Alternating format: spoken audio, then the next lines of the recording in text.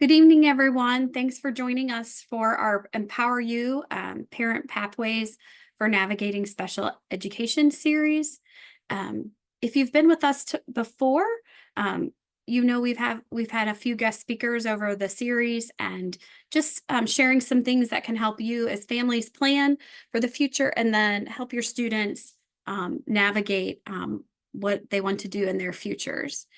So if you're unfamiliar with Zoom or you haven't been on before, um, at the bottom of your screen, you'll have a toolbar. I had to cut it in half to get it on um, the slide here, but this is where you have your audio and your video. You can ask questions in the chat. You can react or raise your hand too. I'll be monitoring that. And then I do have captions on. If you can't see them for some reason, you just have to click on that little CC. And then you should be able to see the captions on your screen. We just ask that you be present as much as you can. We know it's evening. You're probably dealing with dinner and homework and all that kind of stuff. So if you're able, turn on your camera. If not, that's fine. Want you to keep an open mind. Be respectful. Our presenters are taking their evenings to share. And then ask questions. That's our role here. We want to help guide you and answer questions and direct you to the right resources. So please ask questions if you all right, so tonight's topic is thinking about the future with Think College. And we have a great human resource in our area, Katie Norland. She actually lives in the Cincinnati area and she works with Think College. So I'm going to go ahead and turn it over to her.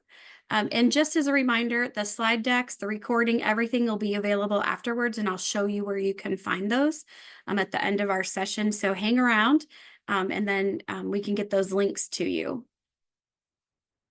Hi, yes, thank you for having me this evening. My name is Katie Norland. I am going to chat a little bit about Inclusive Post-Secondary Education 101. And I'm going to take the route of just giving the very basic introduction to what this is and assume we're all just getting to know what the idea of IPSE, which is how I will refer to this going forward, Inclusive Post-Secondary Education, is an option for students with intellectual and developmental disabilities to access college. Oh, my little button didn't, there we go. All right, so this evening I'm going to talk a little bit about Think College and give you an IPSE overview, talk a little bit about student outcomes, the benefits of attending college for students with intellectual disability, characteristics of IPSE programs, and then I'm going to review some of our Think College resources that are available forward-facing for everybody to access and use as they would like to. So again, my name is Katie Norland. I am a technical assistance external consultant with Think College. So I help part-time as a consultant in delivering presentations like this to prospective families, programs, groups, things like that.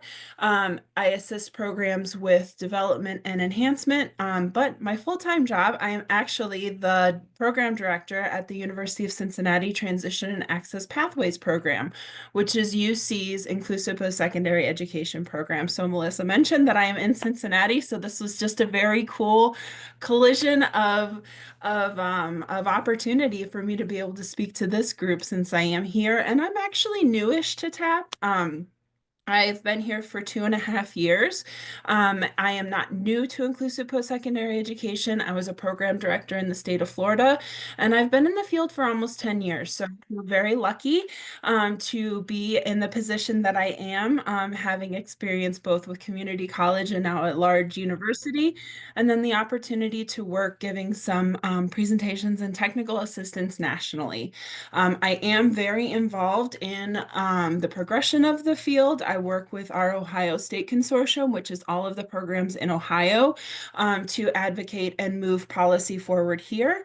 I am on the leadership team for our Great Lakes Inclusive Post-Secondary Education Alliance, GLIPSE. I am the Marketing and Communications Chair, and I am also an active participant in the membership organization, the National Membership Organization Work Group, to further develop opportunities for collaboration and development in the field. So that's a little bit about me. So Think College, let's talk about that. Think College is a national technical assistance research and evaluation center that is dedicated to developing, expanding, and improving higher education options for students with intellectual disability. We help to develop the college options for students. We help to improve the existing programs, and then we assist students and families in getting prepared for the process of entering college. Oh, this did this to me last time. So I'm going to show, since I'm assuming that everybody is at kind of an entry level, getting to know what inclusive post-secondary education is, I'm going to show you a video that talks a little bit kind of nationally about the trends that we're seeing. This was a big part of a public awareness campaign that we launched last year to try and raise awareness for this initiative nationwide. So this is just a couple minutes long. Melissa, please let me know if you don't hear the audio, but it should work.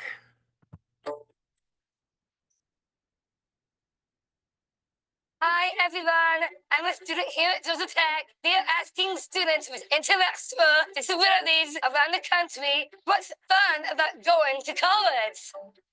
And a chance to not be around your parents. The best thing about being in college is the food. Being in a dorm, getting to meet new people.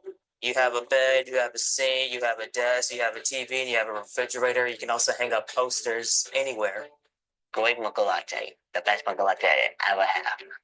There are more than 420,000 school-age students with intellectual disability, but only 2% of them are likely to attend college after high school. I wanted to come to KU because of the classes and I wanted to take choir. And also I took American Sign Language.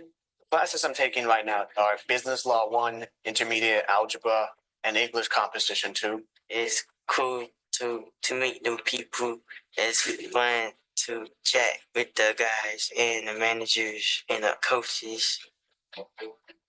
I want to be more independent and to join the sorority as my mom did. I like to hang out with friends, watch sports, and I joined the Southernmost Choral Restoration Club. In high school, I have to be with a teacher all the time, so it was not like an independent there.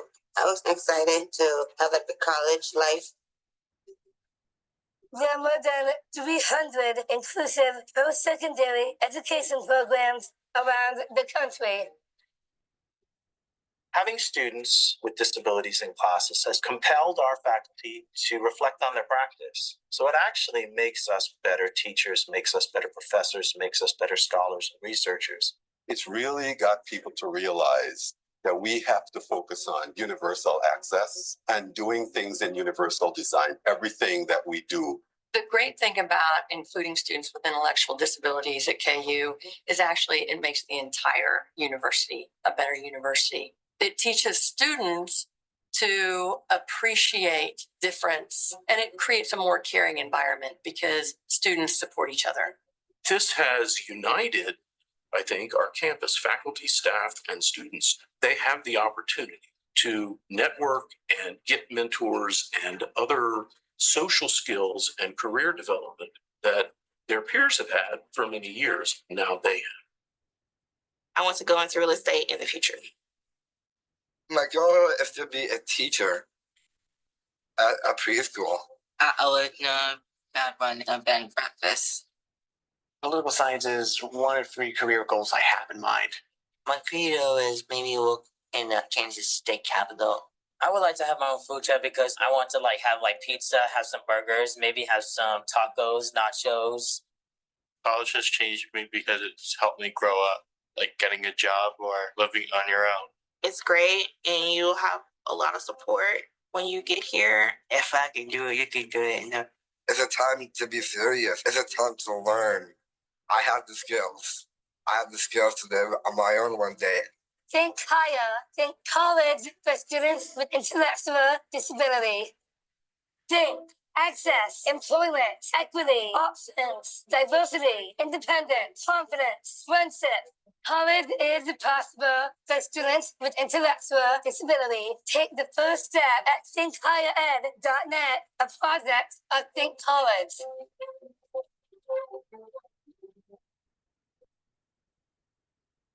Okay, so that is our public awareness campaign.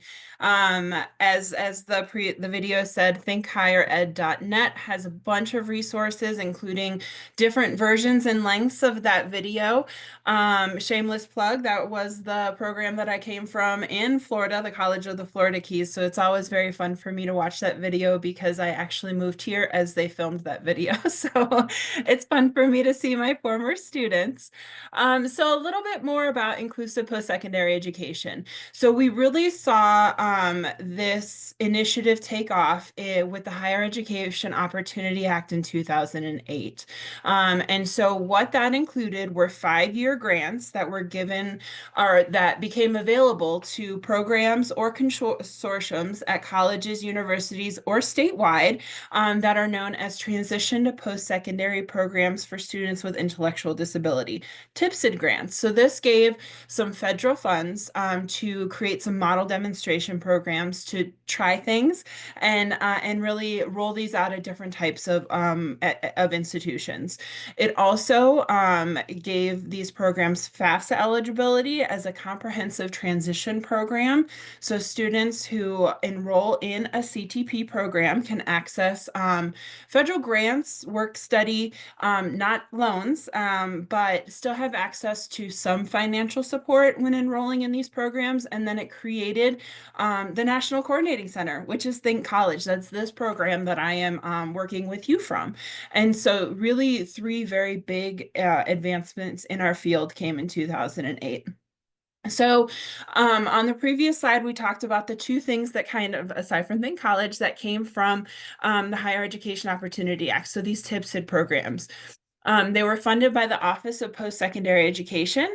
It's a grant-funded model, and like I said, creating demonstration projects at different types of institutions and in states to create more options for people with intellectual disability.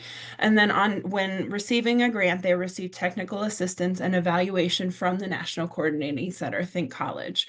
And so it's trial and error. It's creating new opportunities. It's kind of giving light on what these programs can do. The Comprehensive Transition and Post-Secondary Program, the CTP, really gave access to those Title IV federal financial aid dollars for students with intellectual disability. So this meant that students with or without a standard high school diploma could access funds. They do not have to be matriculating towards a full degree. And then students with modified coursework and credit hours can access some of those funds. So that just opened up the opportunity for these programs. And then a little bit of difference. So 2008 to now, a lot of a change has happened. So in 2008, there was very little legislative support, where now there are 123 federally funded model demonstration sites. So we've seen a lot of programs that have gotten started because of this initiative. In 2008, there were fewer than 100 inclusive post-secondary education programs. And when I looked yesterday, there were 353 programs across 49 states. We're still really hoping that Wyoming will get a program here soon. They're starting to come to some of our meetings, and then we will be in all 50 states. So a lot of increase in access to higher education for these students. In 2008, there was no program standard. And so we had the CTP, and that was an approval and application process through federal financial aid, but that nobody was saying, here is what your program should look like. Here are things that you should consider. And now we are moving into the direction of having an accrediting body that these programs can go through, similar to other specialized programs like nursing and any degree-seeking program at a university that has very clear, very well written out accreditation standards that we want to see the programs meeting. In 2008, there was no funding, and now we have over $70 million in federal funding, and 9 states have provided state funding to support these initiatives across the state. In 2008, because this was just kind of getting started, there was little to no research or data. And now, because we collect the data on all of the TIPSID sites, we have research and data on over 4,000 students. So we're really able to say, here's the impact that these programs are having on the students who are participating in them. So a little bit more, inclusive post-secondary education is a lot of things, but it is students with intellectual disability enrolling in college. They are attending college with other peers with or without disabilities. The students can take classes for audit or for credit, and they can work toward earning a certificate or credential, or in some cases, a degree. And then completing a program of study that leads to future learning opportunities, launching a career, and living in their desired location. Enrolling in an institution of higher education, students have access to everything else that other students have access to. So internships, social clubs, Greek life, athletics, recreation, residence and dining halls. In some, I'd say about a third of the programs have access to residential halls, but dining halls for sure. All of the campus offices and resources, and then employment opportunities, because success of these programs is really based upon employment upon graduation and continued employment after graduating. So like I said, 353 programs across the country. We have 10 in Ohio, yay us. That is, we have one new program that launched this fall at Mount Vernon Nazarene. So we love to see that continued development. But again, this just gives a visual on how this field is impacting across the country. On thinkcollege.net, I'll talk some more about our resources, but one of our most accessed resources is this map. So there's an interactive map on our website where you can go and you can click on a state, and then it'll show you all the programs in the state. It'll give you contact information for those programs. It'll give you kind of how that program is made up and their outcomes, a bunch of different information for each program. So I'll show you that in just a little bit, but that is a really, really great resource. So these programs are designed for people who would not typically be accepted to college because of their diploma status or not meeting other traditional entrance requirements, such as testing, GPA, academic achievement. So most of these programs require students to have a documented intellectual disability, and that can be documented through an IEP or educational testing that's done with doctors or in your school districts. And then in addition, when enrolled in these programs, in addition to the academic and employment supports that students receive support outside of the classroom to learn to build friendships, manage their time, and then ultimately live independently. So some benefits of attending college for our students. Students who attend an inclusive post-secondary education program are more likely to have paid competitive jobs after college. Our data shows that 61% of students who complete a program find paid employment compared to 18% of their peers who do not attend college. So pretty big difference there with being employed. Independent living. Being in college helps build the skills, whether you live on campus or you commute and still participate in that campus life. It helps to build the skills needed to participate in a community of the students choosing upon graduation. So many of the students who participate in an IPSC program move into independent housing or semi-independent housing arrangements after graduation. And then that compares to some of their same age peers who do not, who might live at home or choose something different. And then the community involvement of attending a program like this, because they were exposed to it and kind of learned from their peers, the opportunity to be a part of a community. The students who graduate from an IPSC program are more likely to participate in community activities, seek out social groups, and lead kind of, what they view as a fulfilling life outside of work as well. And then just comparatively, some of the outcomes for students who do not attend college. So like I said, only about 18% of adults with intellectual disabilities who don't attend a program are employed, and we're seeing often that they're in less competitive jobs or even sheltered workshops and kind of factory settings that might not be their choice of employment that they have had the opportunity to learn towards. There are more limited independent living opportunities just by nature of not having exposure to knowing what it's like to be on their own. Being a program director, one of the coolest things is when you see a student student who comes in, and everybody's nervous. Anybody who goes to college, disability or not, is nervous to go to college and learn something new and be in a new setting. But when it clicks, we know that we are successful as a program when the student goes home for Christmas and they can't wait to come back and be here for the spring. That's when we know that the students really are starting to understand the importance of that independent living component. And then we see reduced community involvement just because the students aren't learning how to become a part and seek out some of those community resources. So some key features of these programs regarding academics. Students can enroll in college courses for credit or for audit. It depends on how the program is set up.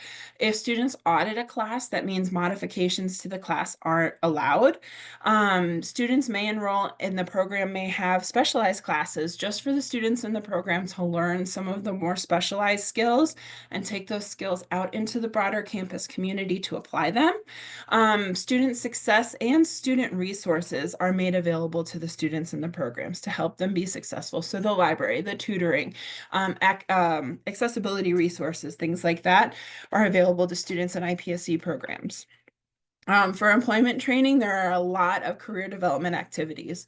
So that can be, again, specialized classes to teach career exploration, help the students find what their strengths are, identify where they want to pursue a career. Excuse me. We see many, many internships and work study opportunities. There are paid jobs on and off campus. And then there is support for that transition. So the students have done internships and we want them to find paid work that they find fulfilling when they graduate. So there's that support to do so. The student experience is very similar to that of their same age peers not in the program, but our students receive social support from peer mentors and coaches. Again, depending on how the program is set up is kind of what model that has. The students can participate in campus organizations. Like I said earlier, commonly we see student government, Greek life, and intramural sports, which is really cool. And then just that independence development of navigating campus. Housing, there are a lot of different options. Like I said, probably about a third of the programs offer on-campus housing, but there are others who might have some close to campus, near campus, or maybe houses that donors have purchased to support these programs that are right near campus. So many, many different setups for housing opportunities and many, many different setups within that. So sometimes the students in the program live together, sometimes they live with students outside of the program, sometimes they live with a coach, and really it just depends on the needs of the students and how the program is set up. There is usually some expectation for independent skills, just to kind of maintain that self-independence and autonomy on campus. Okay, so I mentioned our search. Here's a little bit more of a visual of that. So this is what the map looks like. Again, you can click on different states. On the left-hand side, you can kind of narrow down the search a little bit. So if you're looking for a program that only serves students with intellectual disability, you can see you can click on that. If you're looking for a program at a private university, you can click on that. Offers housing, doesn't offer housing. There's a lot of different options where you can kind of tailor that, that search to what you want. Again, think college.net/college search, or under resources, it's the very top option. Oh, thank you, Melissa. Okay, the rest of our resources. So we have a ton of resources on many, many, many different topics. I mentioned at the beginning of the presentation kind of some aligning of skills that are college ready to how students can prepare now. So on our website, let's see, okay, we're good. Technology is my friend today, y'all. This is probably a really great place for this group to start looking on our website. So preparing for college, this handout right here, the foundational skills for college and career success. There again are the IEP goals to support college readiness. There's a college search 101. Lots and lots of resources here, but again, arranged by topic and on this resources by topic page. So you can get to anything on our site. You can also search it. So if you want to learn a little bit more about Voc Rehab, you can type that in here, and things like that. So that is our website. We also, like I mentioned, because we are a technical assistance center that supports students and family in this process, we have a help desk. That's how I was connected to Melissa. You can send an email to this thinkcollegeta@umb.edu, and that filters to our team members, and then somebody will get back to you. So if you need a little bit of help understanding the college map, you can reach out and ask for help for that. If you're looking for a specific resource and can't find it, please send an email to us. We are always available to help. And let's see. That's what I have. There's our website, our email, and then all of our social media. We post a lot of information and resources. So I threw a lot at you all. Are there any questions that I can answer for you?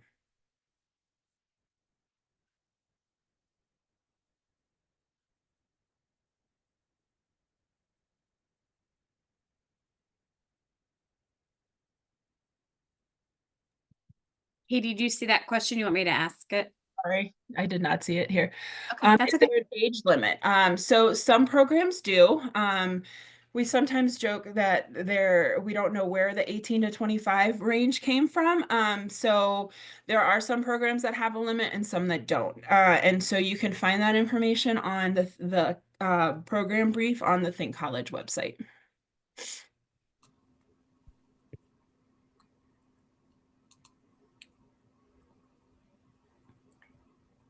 Hey, my name is Sylvia. I had a question. How tight is the definition around intellectual disability? Just in my case, my son has emotional disturbance on his IEP. So I just was wondering about definitions. It's going to vary by program.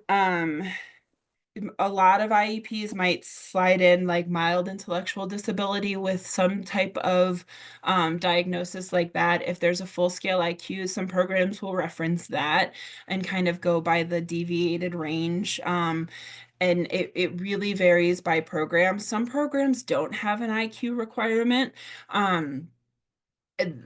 But have different things that they're looking for, but we'll still ask for that documentation just to get to know the students a little bit better. So it really, really varies by program. Got it. Thank you very much. Well, if I were to look for programs, I know that you guys put up the search feature or map or function. Yep. Is that a place that I could look for some of these differences? Yep, some programs have that listed right there, and if they don't, the contact information for each program is on their like when you click on the program or the state, you can reach out to the programs and they can let you know how they address that in the application process. All right. Thank you very much. And thank you for doing what you guys do. Thank you.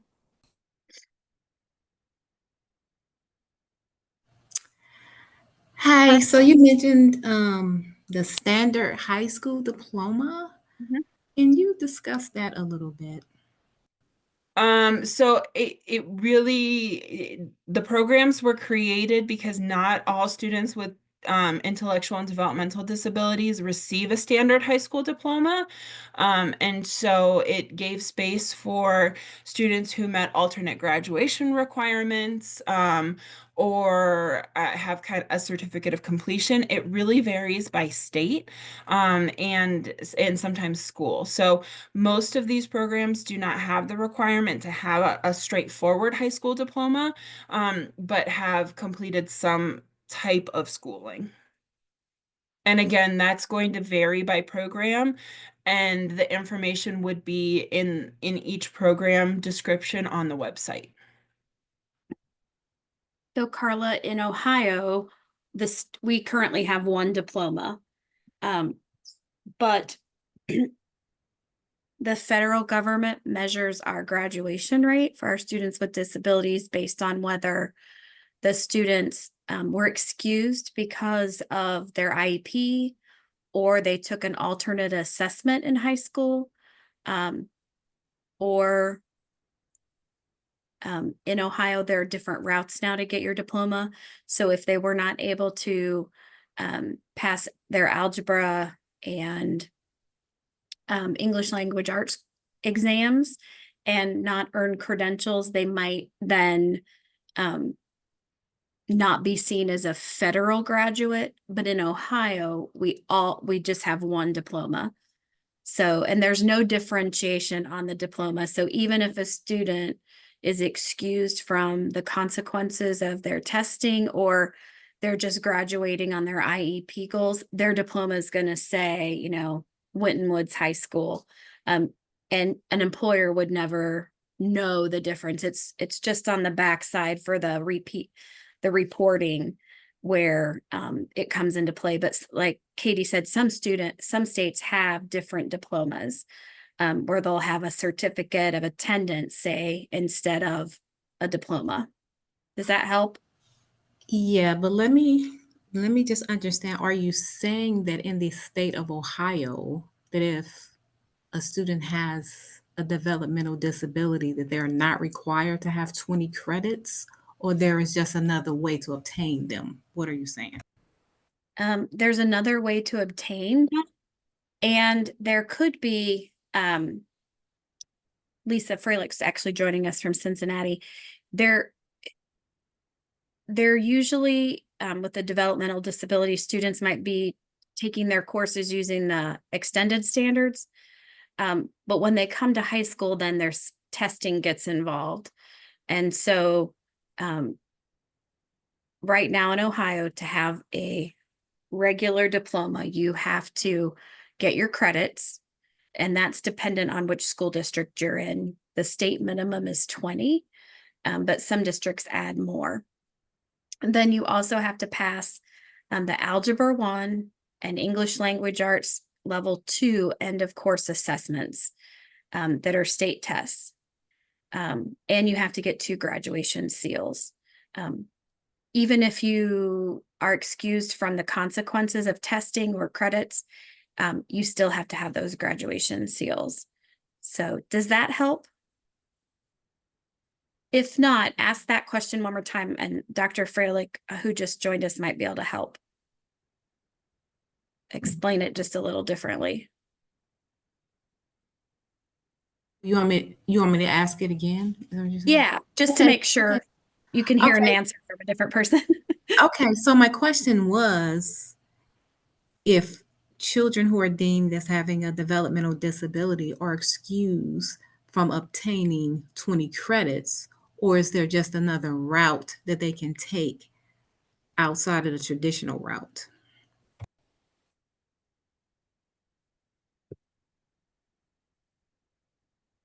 So Dr. Freilich, I explained how we do it in Ohio, but I want to make sure that if there is another explanation about the credits, you might be able to chime in.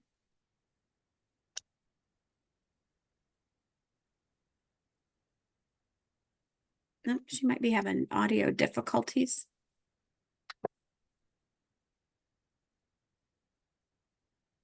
Carla, if you would like to, you can put your email address, or you can down at the chat box, there's a blue banner and it says to everyone or to just one person. If you want to just message me your email address, I can get Okay. you clarification on that. All right. Any other questions for Katie? Oh, go ahead. Oh, so I was just trying to finish up. So I think you said that it could vary depending on the district. So I wanted to know who in the very districts would make the final determination if your student would be graduating or not. Would that be the special ed coordinator? Whose responsibility would that be?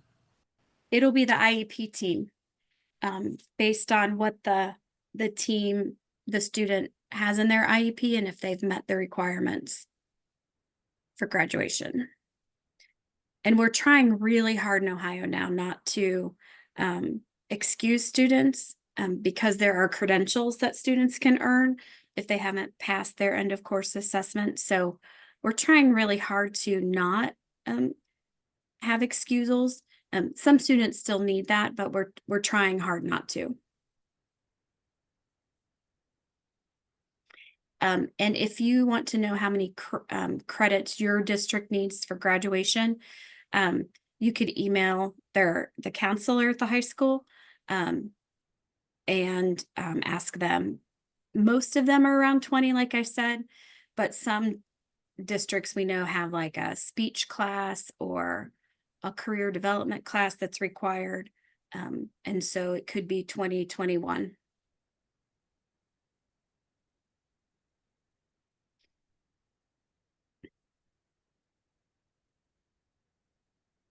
All right, we're going to stay and listen for questions. Katie also, she's mentioned she has a dual role at UC. And since we have a little bit of time, I thought it might be nice for Katie to share just a little bit about what she does for the University of Cincinnati. Yeah, so TAP is our inclusive post-secondary education program at the University of Cincinnati. It is a 4-year program.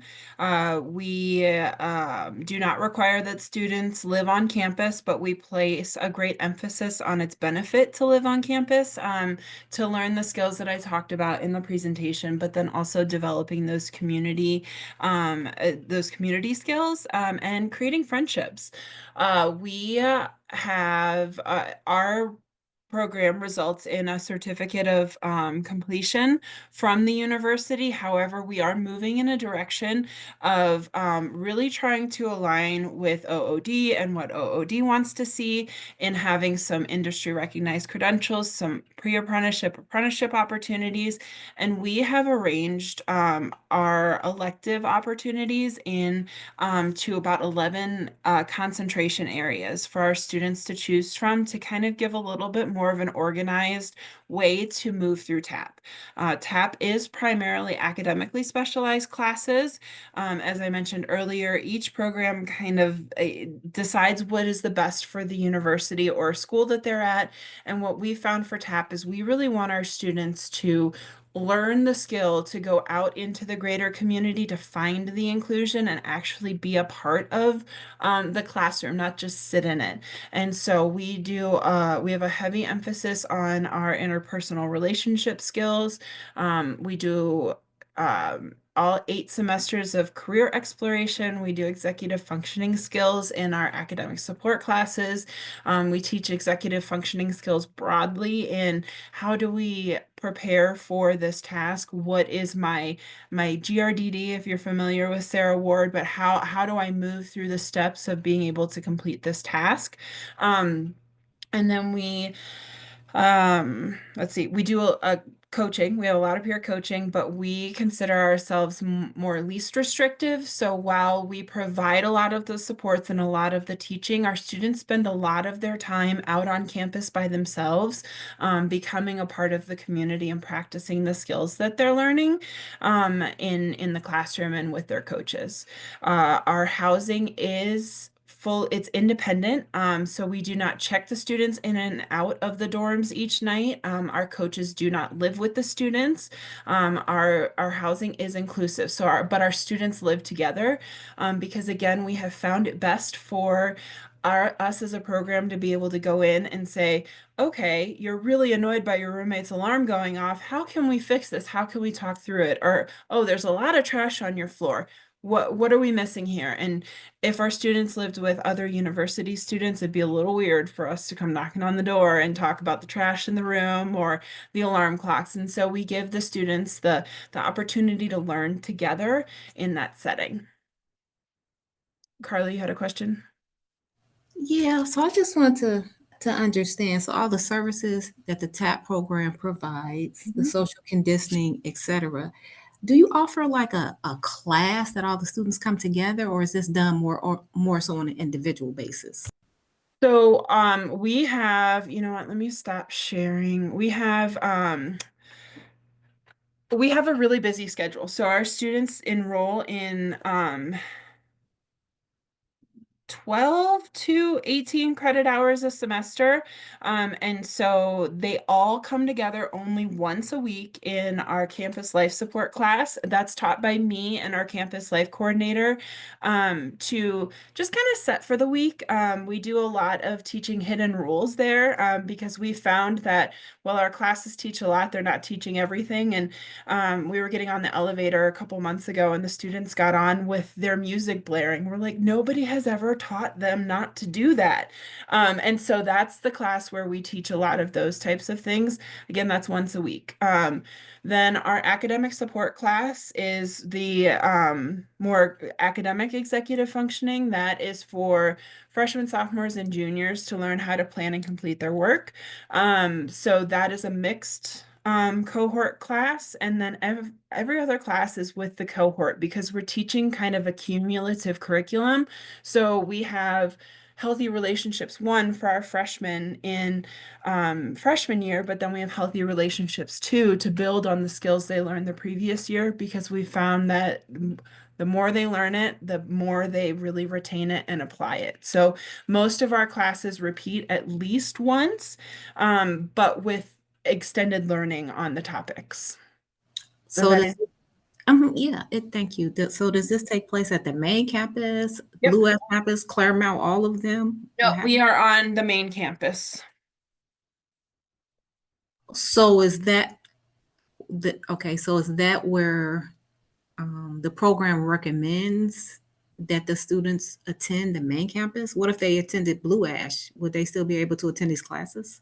We don't operate, so all of our classes are in person on the Clifton campus.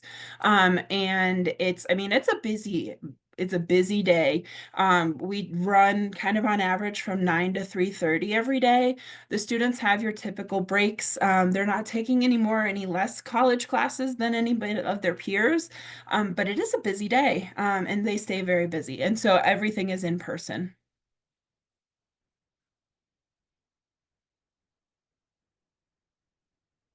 Any other TAP questions? There's a question in the chat about tuition. Yep. So we are a program fee program. And so right now, unfortunately, the tuition remission does not apply to us because most of what our students take are our specialized classes, and that's a program fee. We have had students who have access tuition remission for their university elective that they're required to take each semester. So it's not a huge portion. We're working with the university to kind of see what we can do, but right now, no, there is no remission.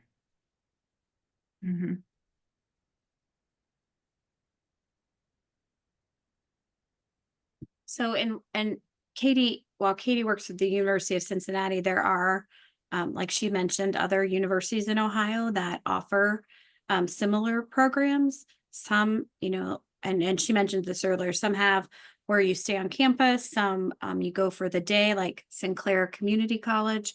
I guess it's not community college anymore, it's Sinclair College. They have a program and the students just go for the day and then they come home in the evening. So there are lots of different ways that you can access college if that's what your student is desiring to do. Well, and especially because we're in Cincinnati, we have 3 more open houses this spring. So even if you just want your student or you to kind of touch and feel the experience of learning more, come to an open house. It's like 2.5 hours. We give a really in-depth presentation on the program.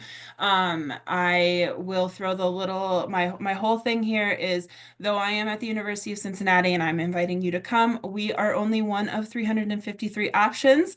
But since we are here and you are in this process, come learn from us, see what questions to ask, see what the programs really are structured like, and take that information and find the right fit. That is my favorite part of the development of this field, is that our students now have the choice. We have students who will turn down an admissions offer because they were offered at another university that they felt more at home at. And that is the space that we want to occupy in this field. So TAP is not the only option. We are just an option right here that you can learn from.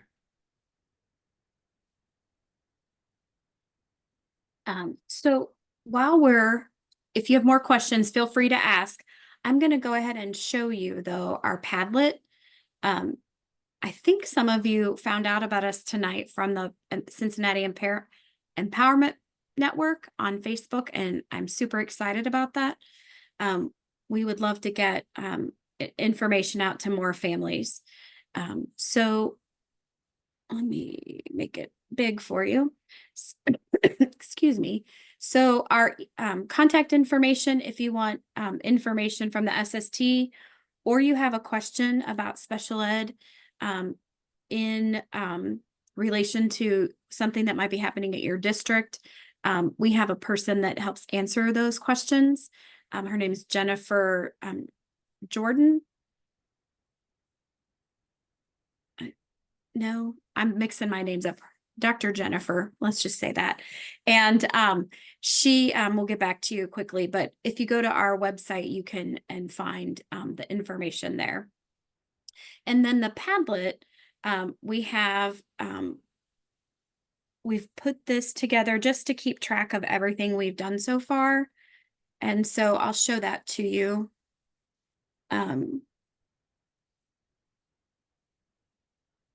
Here's our Empower You Padlet. Can you still see it? Did my screen switch? No. Okay. How about that? Yep. Thanks. So our sessions, it started in September, and then we've just gone across. So usually the recording will go up top, and then different handouts or websites our speakers have shared. Working on getting some things from December and January. Still waiting on a couple presentations, but that should get loaded this week. And then the websites Katie mentioned so far, a couple of them are already loaded, and then we'll put her PowerPoint and the recording there afterwards. So if you're on your browser looking at the Padlet right now, you can go up here and put that little star. You can click that so you can bookmark it, and then you can always find it. And then our newsletter, we've got we call it a s'more. It's just a electronic newsletter for us. But it always holds the Zoom link for our evening sessions, which is here, and then the Padlet. So you can always find that for yourself. So in March, we're going to have some family supports that are available in Southern Ohio. In April, introduction to adult services and how you connect with outside agencies. And then in May, Social Security disability benefits and how that works. And some of the myth busting around, like if your student has a part-time job, some parents are afraid that they can't have a job because they might not be able to get their benefits. So this will help navigate some of that discussion and help you find another resource to connect to. Because tonight we had Think College and there were some questions around graduation, I'm curious if any of you would like to know or have a short presentation in March about the Ohio graduation requirements.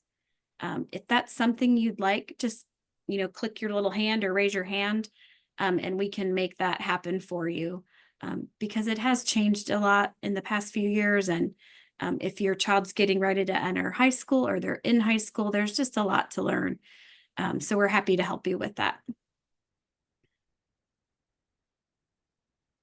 And then because we have so many parents on tonight, one of the things we were thinking about doing next year is doing this at the lunch hour to see if that might help make it easier for parents to get to us. Just would love your thoughts on that. If you think a lunchtime session would be better than an evening session, let us know. We'll still record whatever we do and make sure it's available, but just trying to find the best time of day to help parents get to the information they need.